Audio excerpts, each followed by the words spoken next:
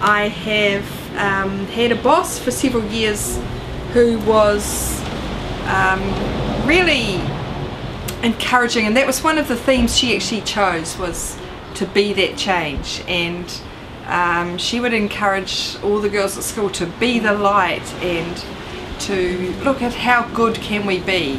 And oh, it's windy out here. If she's watching now, or hi Jane, we miss you. But we're left behind after she's moved up to the big smoke, and we need to also think about that. What sort of change do we want to be? Now, as ordinary old human beings, we actually don't like to change that much. We like things to be the same. Whoa, the same. To be familiar. The known is better than the unknown, I guess. And we often don't handle change well. But there's a lot of potential for challenge and change, and for always looking at what you can do better.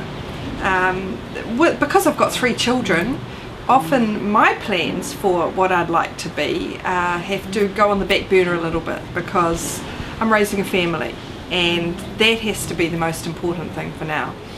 But I can see, as they all move well into their teens, that pretty soon they're going to go out there into the big wide world, and I'm going to have some time to really think about where I'm going next, and where I've come on this journey, and what's going to inspire me to change. It could be the people I work with, it could be my boss, the people holding our school together at the moment, or the boss to come, whoever that is. It could be my bishop, and that may sound a bit old-fashioned, but I actually think that he's a figure out there to show leadership and to give us examples of change, and we've got to embrace that. I look for change and challenges in the things I read, and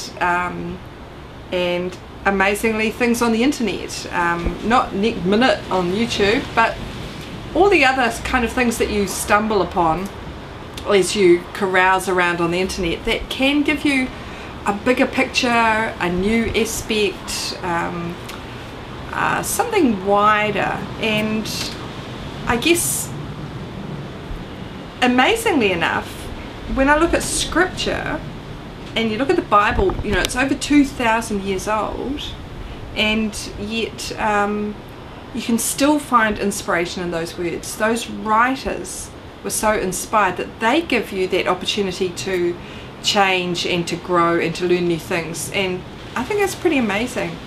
So what you need to do, I guess, is say, well, what do I want to be, and how am I going to change to be there? How am I going to be that change I want to be?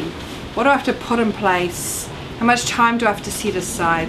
What are my goals and my directions? And if you can answer those things, then you're probably well on the way already. But for a lot of people, they're just drifting through with the flow and not grasping at those opportunities or those pathways or those things that could actually be really positive changes. So I guess if we're looking for advice, it would be to grasp hold of things. Someone said to me the other day, gosh, you know, I don't know how you do it all, Jenny. And I said, well, you know, it's an old phrase, but I've got as much time as Beethoven, although I don't know if he had 3 children. I've got as much time as Einstein. You know, there's time to be used if you use it wisely. So for me to be the change I want to be, it's to work out what I want to be and then find a way to get there, and that's what I'm going to do.